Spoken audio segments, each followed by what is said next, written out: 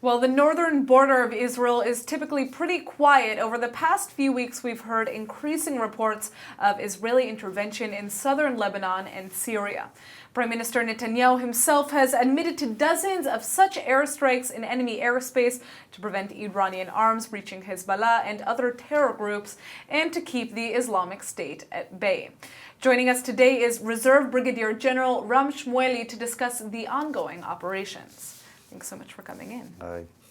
So to begin, you were an Air Force fighter pilot as well as a F-16 squadron and base commander for 30 years. It's a long time. So how complex is it to operate in enemy territory, even if it's just in a neighboring country like Syria or Lebanon? The issue is that if you have an intelligence fact that something is happening, you have to choose which is the best way to take the airplanes and strike on the spot. Sometimes in the past, when I was a squadron commander, we have to take the airplanes to go above the target. Nowadays, you don't have to go above the target, but still it's a very complicated mission. And luckily, the Air Force know what they do. And if you see in 10 days, we're going to get another F-35 airplane. So we try to develop the system and the way we attack in different way in order to achieve the mission. Yeah, and for example, the surface-to-surface missile attack from inside Syria last night also took place, right? First of all, I can't approve or disapprove because the government haven't approved it yet. But let's say that it was not a surface-to-surface or it was using by airplanes. So if you are a squadron commander and you take the 4-ship formation and you take off from one of the bases, and then you have to go above, let's say, about Lebanon or above Israel or about Syria, address the target, get the information accurate, and then to send those missiles in order to hit the target on one hand, but don't make a collateral damage on the other hand. And this is what the people do. I don't know if it is last night, but once in a while, I myself participate in some attacks in enemy territories. So this is the way you get. You got the mission from the headquarters, you have a team, you work on it for a couple of hours, and then you take off. Right. Now, about how often would you say an attempt to breach Israel from the north is actually made? Because we're reading about this in the news, but is it something that's happening often? The northern border is very complicated. There is a war there. There is a war in Syria, and in Syria there are many partners and opponents that fight each other.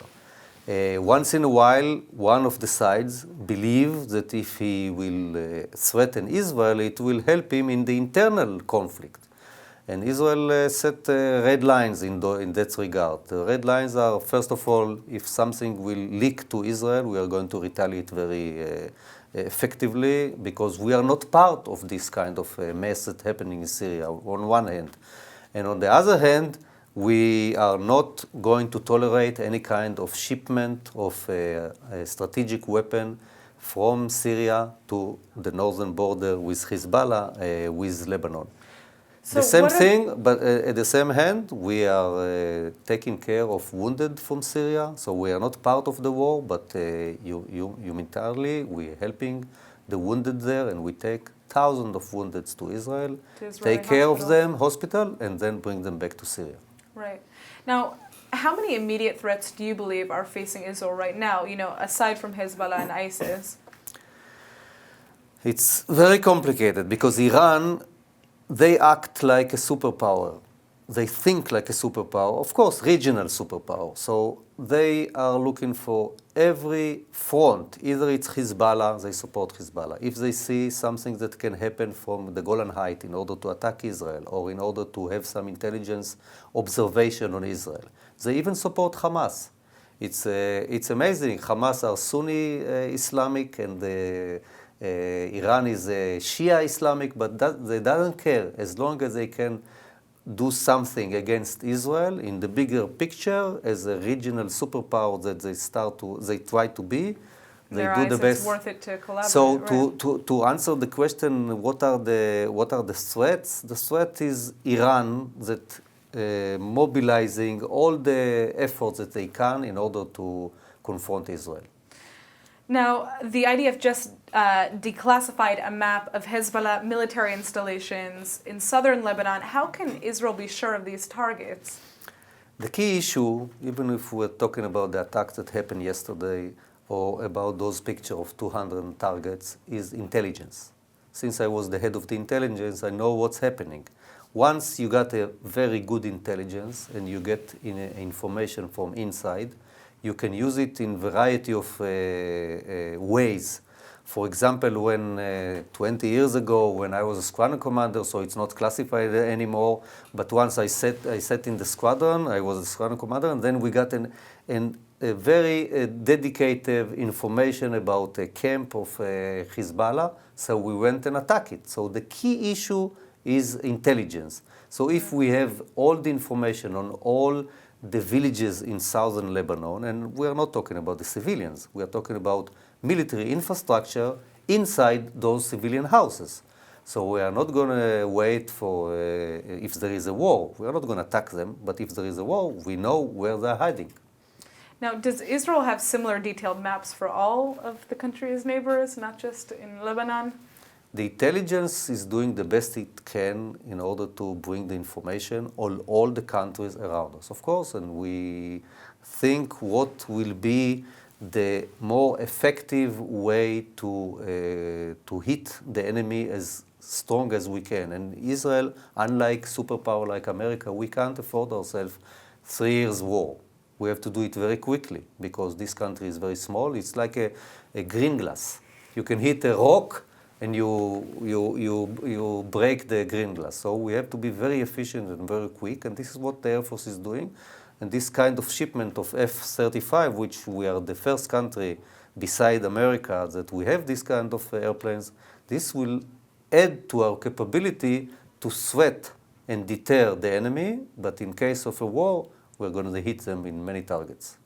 Now, assuming these maps are all correct, especially the one that we just saw about the Hezbollah military installations, what should Israel be doing? Because oftentimes these posts are mixed into civilian populations. How does Israel deal with that? The issue is, the question has to be asked to the people who hide weapons inside civilian population. And when we consider to attack those targets in a war, we have to consider what is the alternative of them attacking the Israeli population. And of course, if you share Israel population and Hezbollah population, we want to protect the state of Israel. Nevertheless, we are not going to behave beyond the war laws, the international laws. So we try to make the intelligence information as accurate as we can.